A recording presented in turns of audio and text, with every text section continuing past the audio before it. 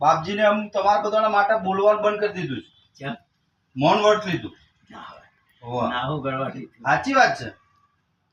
તમને બધાને હારી દવા ભગવાન દવાની મદદ કરે એટલા માટે એને મૌન વ્રત લીધું. અમે તો ભગવાન માનીએ છીએ, બરાબર. આપણું શરીર તૈયાર થઈ ગયું એના માટે એમને મૌન વ્રત લીધું છે. એ બોલતા નથી. સવારે 8 વાગ્યાથી રાતે 8 વાગ્યા સુધી બોલતા નહીં. બરાબર. હવે આપણે કેટલા મહિના દવા લીધી?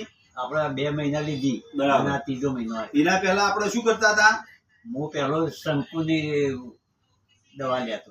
બરાબર. પછી એને 25 શેક કીધા. 25 શેક લેવાના કીધા. એ 2 શેક લીધા ને આવું શરીર થઈ ગયું એકદમ કાળું. બરાબર. કોઈ મારું શરીરમાં મરી જવું એવો થઈ ગયો હતો. પછી મને એક ભાઈને કીધું કે તમે ખેરાલુ આપતો અને દેશી દવા મળશે તમને.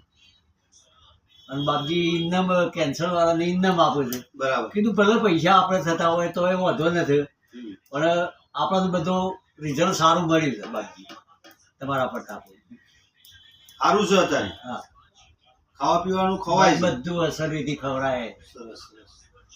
દાળાની 4-5 રોટલી, આપણે તો મોટી રોટલી. અમારા અહીંથી તમે દવા લીધી એનાથી તમને ઘણી બધી રાહત છે. મને રાહત છે. અમારે તો તમારા બધાના આશીર્વાદ મળે ને એટલું જ કામ કરવું છે. અને તમારી બધાની બીજા આવે યોન દવાના પૈસા એ લી, પણ તમારી કેન્સરની દવા મફત થાય છે, એમાં મને આનંદ છે. ઓમ નમો નારાયણ.